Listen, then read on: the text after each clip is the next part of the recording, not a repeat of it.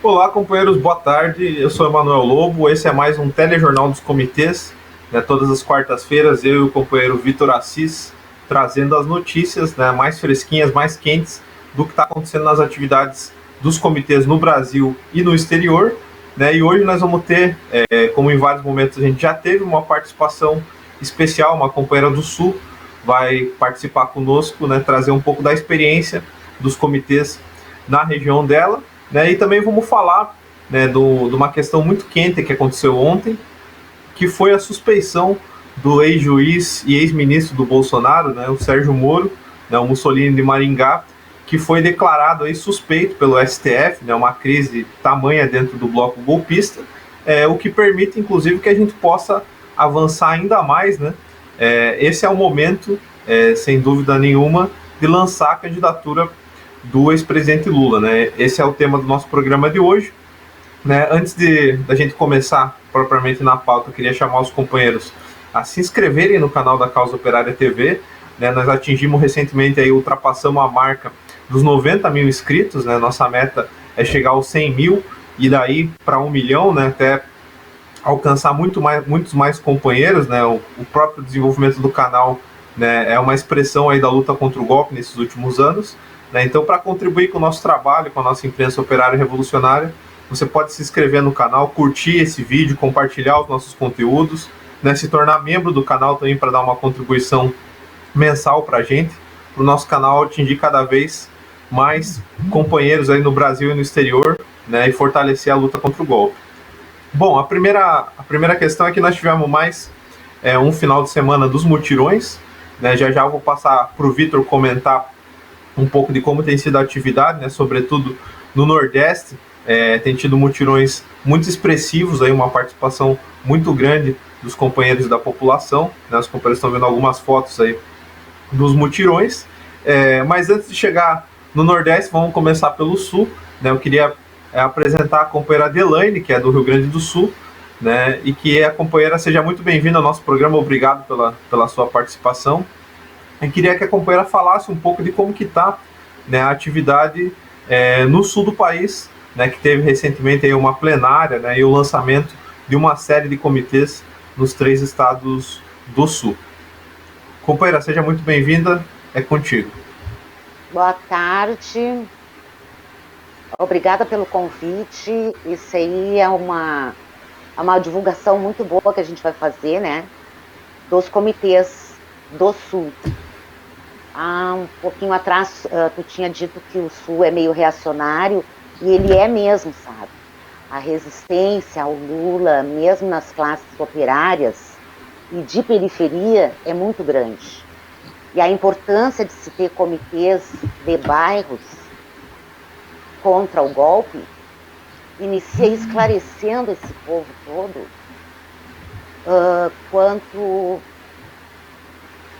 quanto aos motivos, o modus operandi que fez a nossa política chegar onde está, com o Bolsonaro fazendo os horrores que faz, com o Moro tendo feito tudo o que fez, e depois de anos vão começar a anunciar, a divulgar na mídia normal aí da televisão, que houve um engano, houve erro, houve trapaça, etc. e tal. Aqui em Porto Alegre, hoje de manhã, às 10 da manhã, teve uma concentração na frente do Palácio Piratini. Os companheiros estavam reunidos, contra o golpe, contra o Bolsonaro e Lula candidato. Porque a gente não pode pensar que porque ele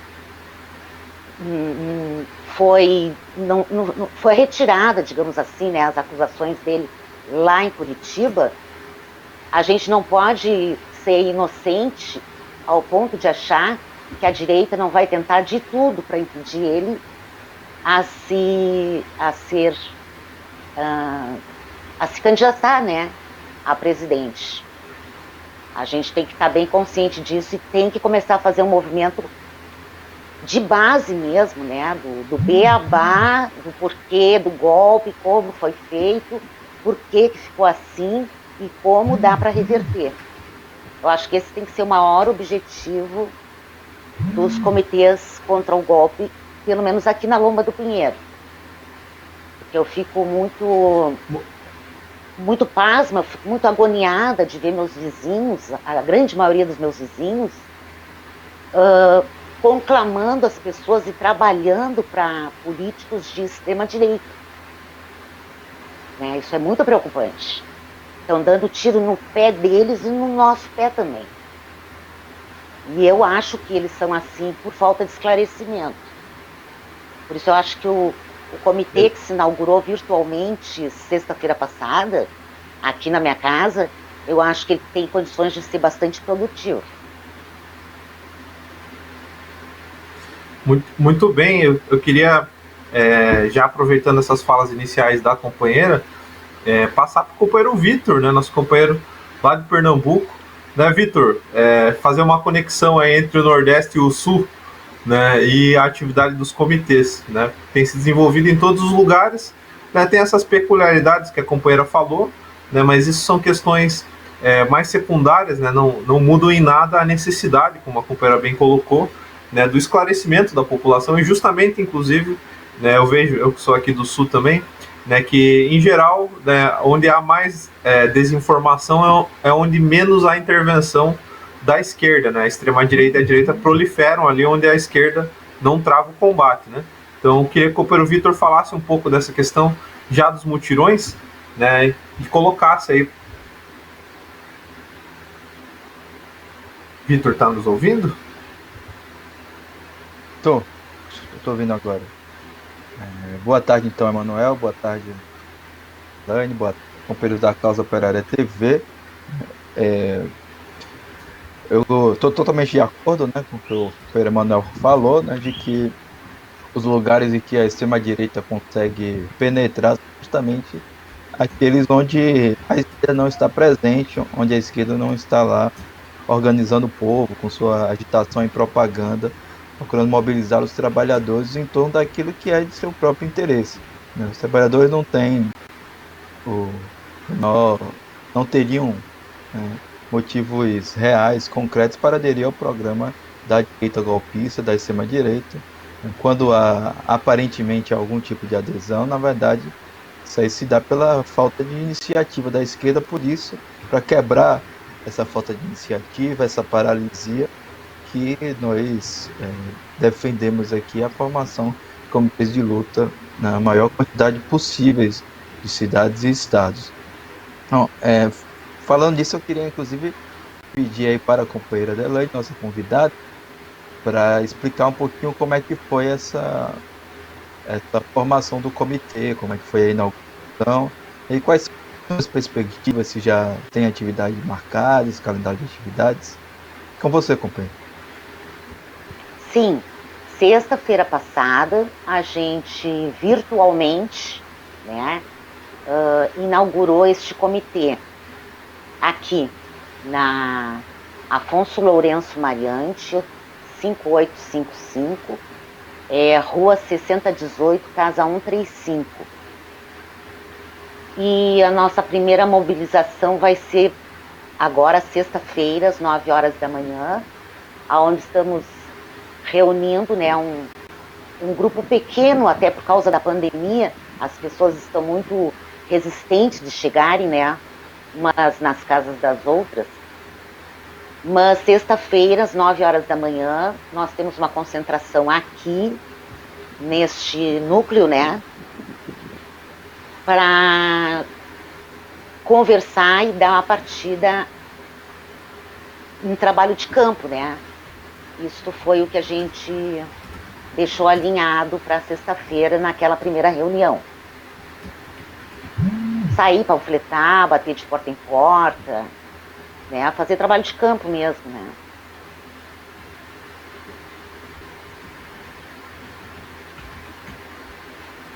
Perfeito, companheira. Bom, a gente falou aqui, né, de que um comitê foi inaugurado, mas não foi o único comitê que nós iniciamos nesta semana. Nós frequentemente aqui a gente discute que os comitês de luta, eles estão não só no Brasil como no exterior. Já trouxemos aí companheiros, convidados, né, que atuam nesses comitês do exterior. No momento são 11 comitês no momento não, eram 11 comitês, e agora nós chegamos a 14 e temos mais 3 comitês que foram inaugurados essa semana no exterior. Né? Os comitês do Canadá, da Bélgica e da Suíça. Né?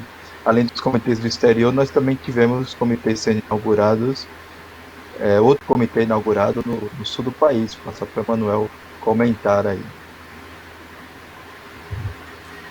Exatamente, Vitor. Nós tivemos aí, né, como a companheira falou, a gente teve uma reunião recentemente de todo o Sul, né, dos 3 estados do Sul, em que tiveram aí a participação de mais de 40 companheiros, né, representando 21 cidades, né, incluindo as 3 capitais, né, Porto Alegre, Florianópolis e Curitiba, né. E essa reunião deliberou, como a companheira bem colocou, né, o lançamento e relançamento dos comitês, naqueles lugares em que já existiam comitês, né, que os comitês voltassem a se reunir, né, fizessem uma atividade pública, fosse ela virtual ou semipresencial, e nos lugares em que não há comitês, que fosse feita uma primeira reunião, né, para deliberar alguma atividade, né, tendo como questão central aí a candidatura do ex-presidente Lula. Né. Então, feita essa primeira reunião, que foi num domingo, né, no último dia 18, ocorreram aí as primeiras reuniões, né, os lançamentos e relançamentos dos comitês. Né. E aqui no Paraná não foi diferente, né, a companheira destacou o que aconteceu no Rio Grande do Sul, mas no Paraná e Santa Catarina também ocorreram, né, as atividades dos comitês, né, as reuniões que marcaram, né, um calendário de atividades. Então, as atividades em geral, né, os comitês estão funcionando assim, eles têm uma reunião semanal que é virtual, né, inclusive essa reunião acontece a nível local, mas também há uma reunião nacional, né, que é a plenária nacional dos comitês. Inclusive, se a produção puder colocar a imagem da divulgação da plenária nacional, que ocorre toda a tarde dos sábados, né, a partir das 15 horas. Né, é uma reunião aberta a todos os companheiros, podem participar, companheiros de todo o Brasil e do exterior. E também os comitês deliberaram fazer atividades de rua, né, atividades de panfletagem, atividades de coleta do abaixo-assinado pela anulação de todos os processos contra o ex-presidente Lula nos finais de semana, né, atividades que vão, dependendo do lugar, né, e das restrições aí, da direita golpista, atividades que vão das próprias feiras e praças centrais, né, e nos casos onde a restrição é maior, atividades que se concentram nos próprios bairros, né, de porta em porta, como a companheira Adelaine colocou, né, que a própria casa dela foi transformada num comitê, né, ou seja, é uma demonstração de que a atividade dos comitês ela deve ser o mais ampla possível, né? Inclusive é nesse sentido, Vitor, que no próximo dia 27 agora, né, a primeira semana de atividades aqui no Paraná já resultou, né, no lançamento de mais um comitê aqui no litoral do Paraná, né, que vai ser na cidade de Pontal do Paraná. Então, dia 27 agora, né, tem um outro card divulgando um informe do comitê daqui divulgando, né, que no dia 27 do 3, próximo sábado, na parte da tarde, né, após a plenária nacional dos comitês de luta, vai ocorrer o lançamento do comitê de Pontal do Paraná, que também, como o exemplo da companheira Adelaine, também vai ser numa casa de uma companheira, né, a companheira Nilza, a nossa companheira lá de Pontal, que fez da casa dela um QG aí do comitê, né, e que essa que é a nossa perspectiva, mostrar que é possível, né, com todas as questões, as dificuldades, as incompreensões de setores da esquerda, né, ou o próprio falta de esclarecimento da população, né, pela falta de atuação da esquerda, mas que é possível multiplicar essa iniciativa por todo o país, justamente para dar o combate, para chamar, né, aqueles que querem se mobilizar a se agruparem junto conosco, junto com os comitês, e para esclarecer aqueles que ainda não compreenderam politicamente o que está acontecendo no país, né. Então, bom, dito isso, né, eu queria aproveitar mais um pouco a presença da companheira e que a companheira colocasse, né, como que foi essa primeira reunião, né, e essa atividade, quem está participando da atividade, são companheiros do PCO, do PT, são companheiros de outras organizações, companheiros do movimento sindical, juventude, como que é a composição, né, dos companheiros que participam aí da atividade no Rio Grande do Sul, né? Uma atividade que a gente já teve nos últimos anos aí, em várias, né, sempre na linha de frente, das mobilizações, né? Inclusive ano passado, né, quando as torcidas se levantaram aí contra a extrema-direita, né? Então eu queria que a companheira comentasse um pouco sobre a composição dos comitês por aí, né? Olha, a composição dos comitês aqui no Sul, em Porto Alegre, né, que é onde eu resido, imagino que seja bem diversificada, né? Porque o PCO ele teve uma atuação muito grande no tempo que o Lula teve preso, uma mobilização, né, muito grande durante o cárcere do Lula, e logo após, aqui em Porto Alegre, muita manifestação, muito militante na rua mesmo. Bom, não tinha pandemia também, né? E era extremamente atuante. Aí, com a pandemia, não entendo, eu acho que desvinculou um pouco o PCO, ou a liderança que existia do PCO aqui em Porto Alegre, desvinculou um pouco do povo, eu não sei o que aconteceu, e me parece que está sendo retomada essa história com os comitês de bairro, até porque Porto Alegre é uma cidade bem grande, então cada bairro é distante um do outro, né? Por exemplo, Vila Nova é bem longe do Partenon, Petrópolis, é tudo muito longe. Então, de bairro em bairro, eu acho que a repercussão e o progresso nesse sentido contra o golpe e pela candidatura do Lula, presidente, será mais efetiva, né?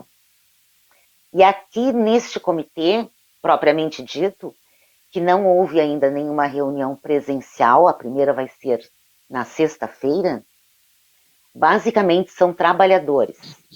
Trabalhadores são operários de construção, donas de casa, tem algum estudante também, né?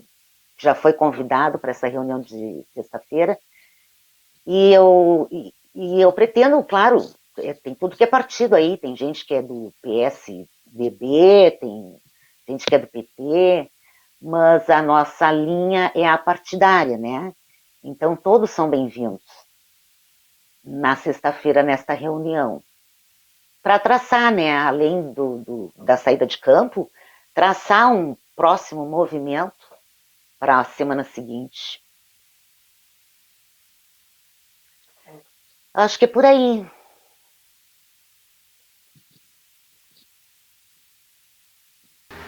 Muito bem, queria por último, companheiro, agradecer muito sua participação aqui conosco, né, mostrando inclusive que os comitês são uma questão simples, né, não estamos falando nada de outro mundo, né, pelo contrário, né, basta ter um lugar, um espaço, pode ser a própria casa, né, para criar um comitê, né, o comitê é um lugar de agrupar as pessoas, né, não é propriamente um lugar físico, é mais a disposição que a gente tem para justamente agrupar os companheiros que querem lutar contra o golpe pela candidatura do ex-presidente Lula. E por último, eu queria que a companheira deixasse um recado, como que os companheiros aí do Rio Grande do Sul fazem para os companheiros que querem criar comitês ou que querem participar do comitê que já existe, como que fazem para participar? Eu vi que a companheira falou o endereço ali, eu não consegui anotar tudo, mas que a companheira desse algumas informações para os interessados.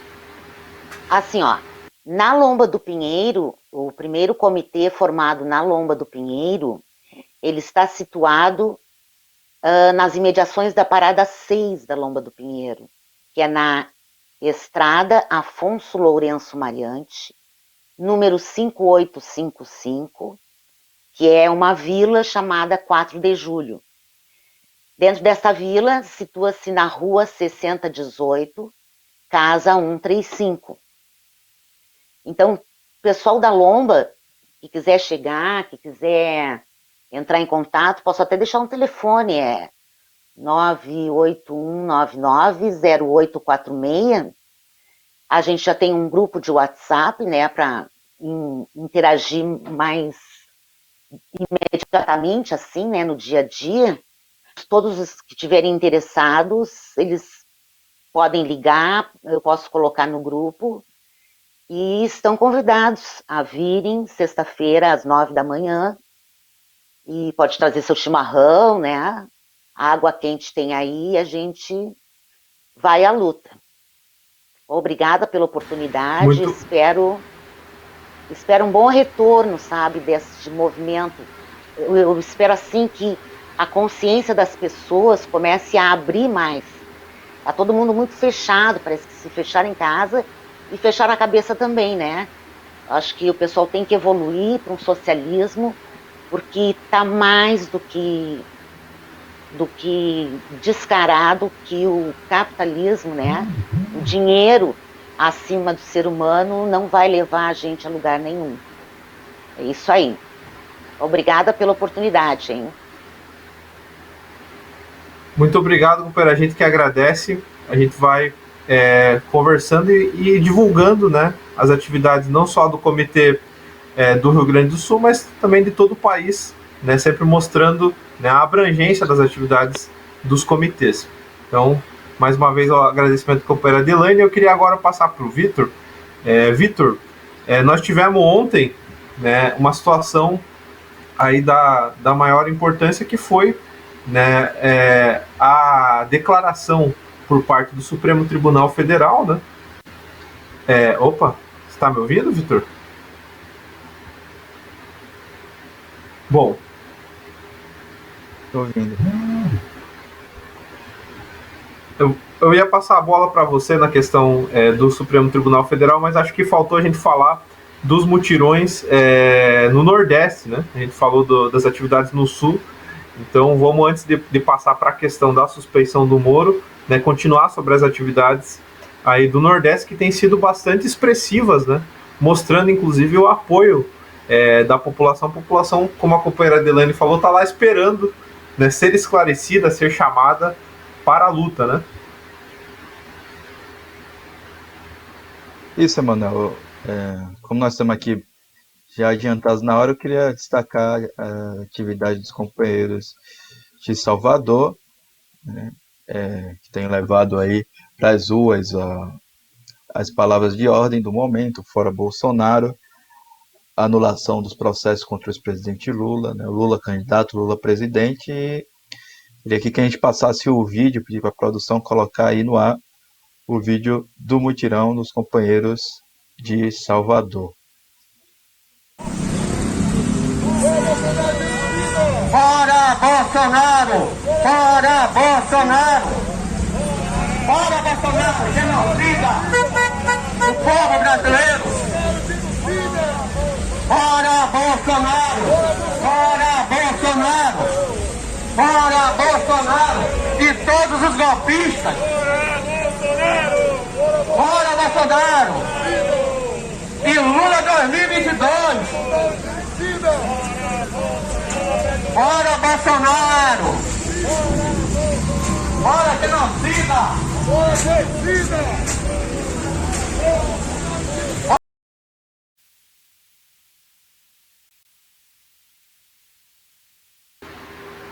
Bom, os companheiros viram aí mais um vídeo da nossa atividade no Nordeste, né, pelo Fora Bolsonaro, por Lula candidato e presidente, né, e falando do Lula, vamos agora já entrar na reta final do nosso programa para tratar aí da discussão política, né, fundamental, que é mais um fundamento da crise do regime político, né.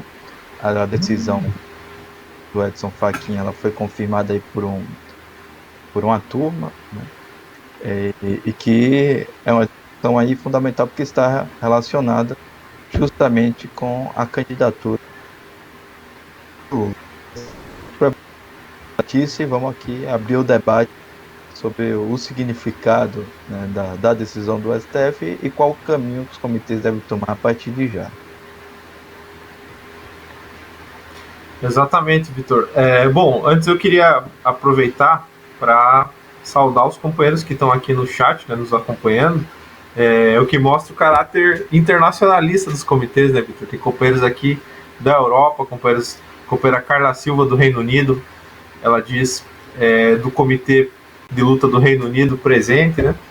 Companheiro Adriano do Paraná, do Comitê de Paranavaí, né? Companheira Helena Bezerra, companheiro, desta vez eu consigo, sou eu. Vários companheiros aqui conversando, né? O companheiro Alisson do Paraná, de Curitiba.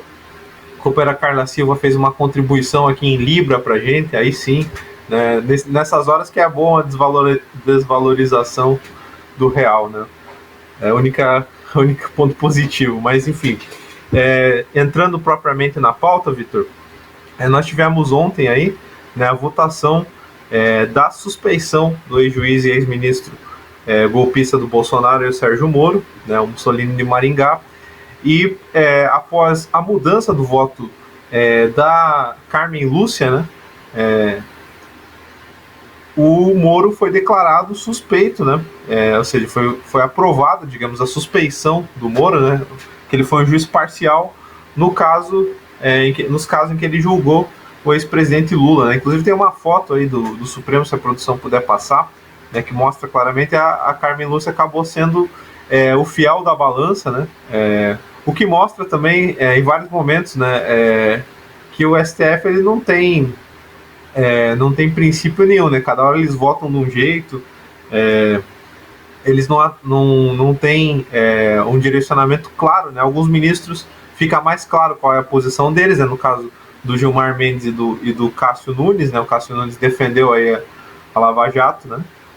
O Gilmar Mendes já tem uma postura mais crítica ao Sérgio Moro, né, dado que a Lava Jato também atacou elementos aí da própria direita golpista que o Gilmar Mendes representa, né, então os juízes, no final das contas, eles votam de acordo com seus próprios interesses, né, não tem nada a ver propriamente com a Constituição, mas o fato é que essa crise gigantesca dentro do bloco golpista, né, a desmoralização total da Lava Jato, tem feito com que a direita tenha que prover certos recuos diante das reivindicações da população, né? Então, primeiro a gente viu que o Fachin, no intento de salvar a Lava Jato e o Sérgio Moro, né, anulou algumas sentenças, né, quer dizer, considerou a Justiça de Curitiba incompetente para julgar os casos da Lava Jato que envolviam o ex-presidente Lula, né, então reverteu, não anulou os processos, né, apenas anulou as sentenças e reverteu os processos para a Justiça de Brasília, né, e agora a gente vê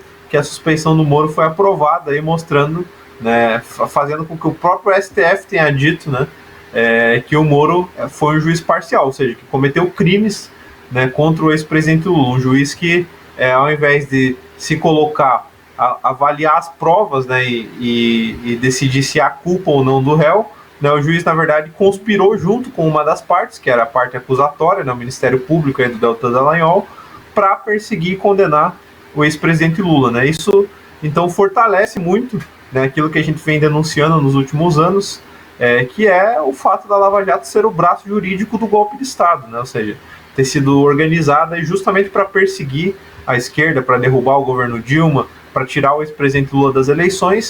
E se é assim, né, isso significa, Vitor, que todo o regime político está contaminado, né, ou seja, não é só o Moro, né, não é só a Lava Jato, mas é também o próprio STF, é também os militares, é também o Congresso, é também o Ministério Público e por aí vai. Então, queria que o companheiro Vitor colocasse a sua análise aí diante dessa situação. A vaca foi pro brejo, Vitor? Então, coisa importante a gente considerar, né? Você falou que vai ficando cada vez mais claro que nessa conspiração estão incluídos não só o Deltan Dallagnol e o Sérgio Moro, né, mas se a gente for olhar mais de perto o STF, se for olhar mais de perto ainda as Forças Armadas, o que a gente vai descobrir é que todas as instituições golpistas, as instituições ditas democráticas, né, elas estão aí a serviço do golpe de Estado e das conspirações que levaram aí à queda da presidenta Dilma Rousseff, a prisão do presidente Lula, a cassação dos seus direitos políticos e, por fim, né, ao próprio governo Bolsonaro. E a Carmen Lúcia, ela foi uma das pessoas que acabou vindo à tona aí com os vazamentos, né? Apareceu um dos vários vazamentos, mostrou que a Carmen Lúcia interferiu diretamente para que o ex-presidente Lula não fosse libertado quando o desembargador Favreto pediu para que ele fosse solto, né? Uma tentativa aí de desviar, de driblar a composição majoritária do TRF4. E aí, certamente não é por acaso que a Carmen Lúcia mudou o seu voto, né? É porque há um entendimento geral do STF de que a crise ela chegou a um patamar extraordinário, de que vai ter o Lula condenado, né? Ele vai ficar ainda mais desmoralizado, a pressão sobre a instituição para que anule os processos de Lula vai ser muito grande, né? Até porque já ficou aí muito mais que óbvio para todo mundo que o processo teria que ser anulado. É algo semelhante, por exemplo, quando o próprio Lula foi solto. O Lula foi solto quando a burguesia, ela foi, por causa de suas contradições internas, ela teve que rever a sua decisão em relação à prisão em segunda instância. E como a situação era explosiva, naquele momento estava acontecendo levantes no Chile e no Equador, o STF sabia que ia se sentir muito, muito pressionado se não soltasse o Lula, porque estaria soltando todos os demais elementos da burguesia que não tiveram seu próprio processo concluído. Aqui nós estamos na mesma situação. A pressão popular é gigantesca, porque a Lava Jato foi escancarada aí como uma fraude. Ao mesmo tempo, a revolta social contra o governo Bolsonaro é cada vez maior, são 300 mil mortos, 3 mil mortos em um único dia. Portanto, né, o STF meio que se sentiu obrigado aí, a dar os anéis para não perder os dedos. O que, no entanto, coloca a seguinte questão: por enquanto, o STF decidiu anular os processos contra o ex-presidente Lula, porém, é necessário que qualquer militante consciente da luta política em curso leve em consideração que essa vitória não está consolidada. Os direitos políticos do ex-presidente Lula não estão consolidados. É uma vitória, sim, uma vitória parcial, que a decisão, que os processos contra o Lula foram anulados pelo Edson Fachin, né, que essa anulação foi reforçada aí pela segunda turma, ou seja, já é uma instância maior que o próprio Fachin, mas há diversas possibilidades aí para que a burguesia impeça o Lula de ser candidato, que é efetivamente o que ela quer. No momento, ela só tornou Lula elegível porque não poderia ser de outro jeito. Então, sendo assim, só para citar, né, algumas dessas manobras possíveis, né?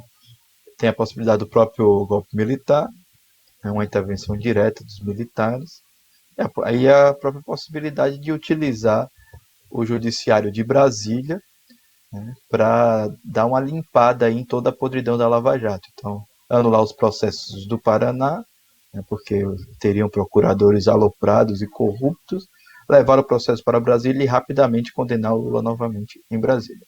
Possibilidades são muitas, e a única coisa que nós podemos dizer é a seguinte: que no final das contas, para que nenhuma dessas manobras seja levada adiante, para que o Lula seja candidato, é preciso uma intensa mobilização, é preciso organizar os trabalhadores, colocá-los nas ruas e encurralar a burguesia, fazer com que ela não tenha outro jeito a não ser restituir de maneira definitiva os direitos do ex-presidente Lula, e assim os trabalhadores terem uma vitória bastante importante no sentido de liquidar o golpe de Estado.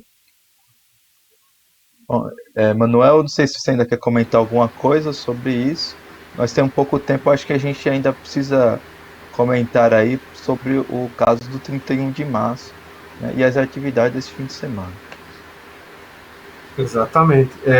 Não, eu queria só, concordo com o que o companheiro colocou, né, dizer que é exatamente isso, né, a disputa continua, né, mas a crise abre um espaço aí, né, a crise dos ricos é a festa dos pobres, né, como diria o dito popular, né, então nesse momento é a hora de lançar a candidatura do ex-presidente Lula, né? Colocar essa trincheira, né, e avançar em torno do bloco da luta contra o golpe, né? Contra os golpistas aí que estão batendo cabeça diante da desmoralização da Operação Lava Jato, do judiciário e do regime político como um todo, né? A manobra, Vitor, para mim aparece assim, né?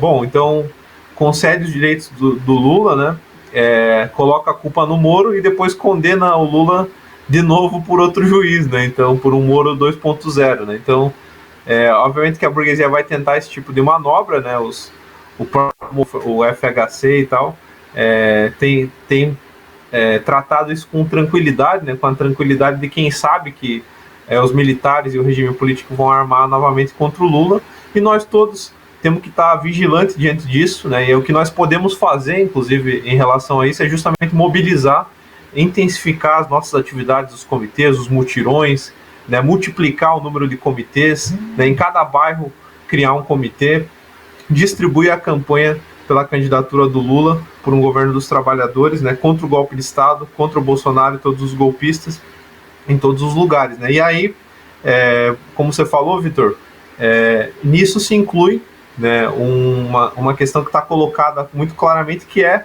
a tentativa da extrema-direita e da direita golpista em comemorarem o golpe militar de 64. Né? A gente falou aqui sobre a questão dos direitos democráticos da população, que não era possível defender a perseguição política do judiciário, mesmo que ela fosse contra elementos da extrema-direita e da direita, como foi o caso do deputado bolsonarista Daniel Silveira e depois do Danilo Gentili, né? Isso inaugurou uma perseguição contra a esquerda, né? E agora nós chegamos num momento em que o Bolsonaro e o alto comando das Forças Armadas conseguiu do próprio judiciário, Vitor, a autorização para comemorar o golpe militar de 64, né? Então, obviamente que isso deixa claro por que a esquerda não deve defender, né, as arbitrariedades do regime contra os seus inimigos, né, seja a extrema-direita ou seja a direita, porque no final das contas o regime é contra a esquerda e a população, né?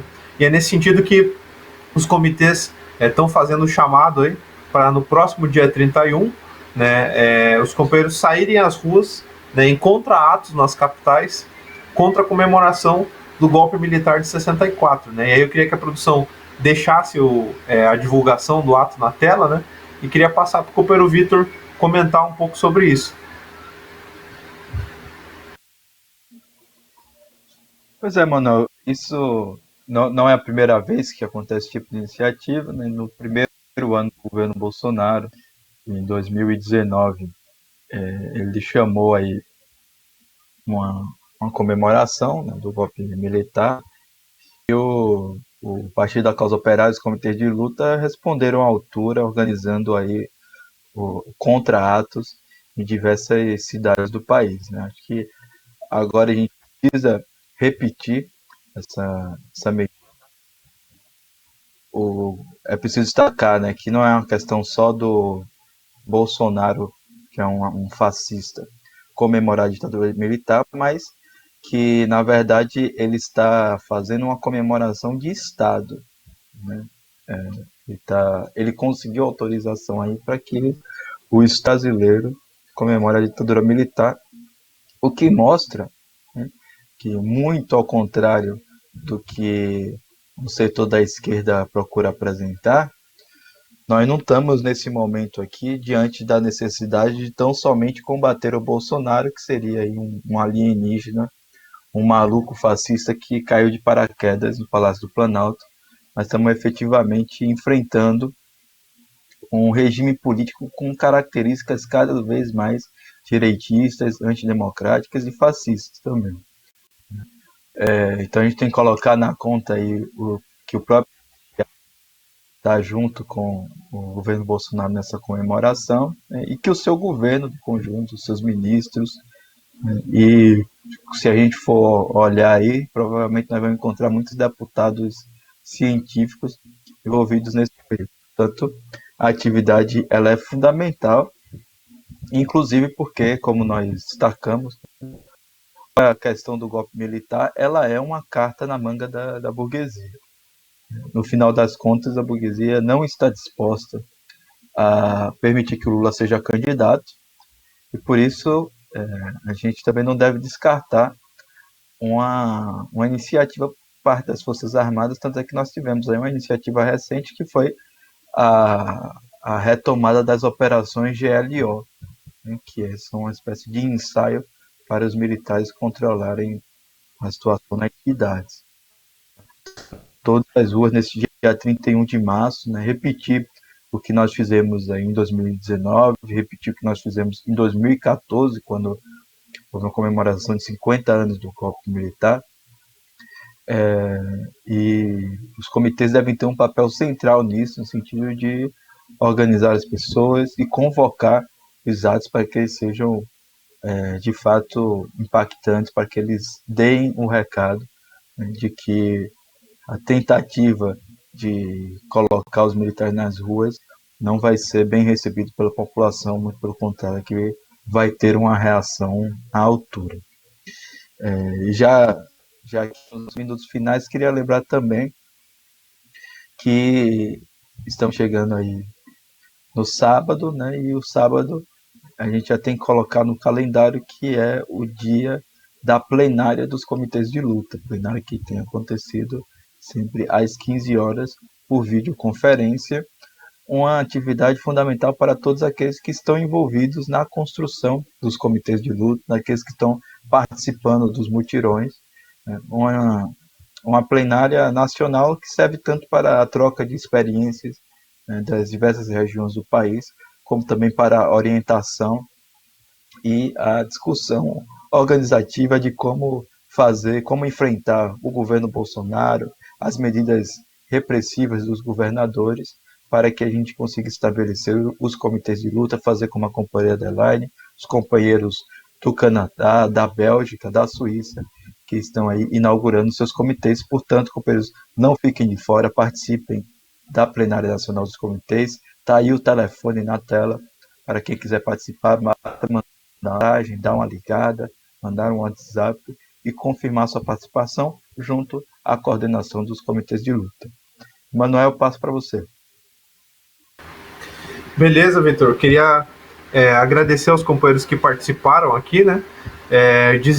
Me somar à fala do companheiro Vitor, né, sobre a questão dos atos do dia 31 e mostrar que uma coisa tem tudo a ver com a outra, né, Vitor?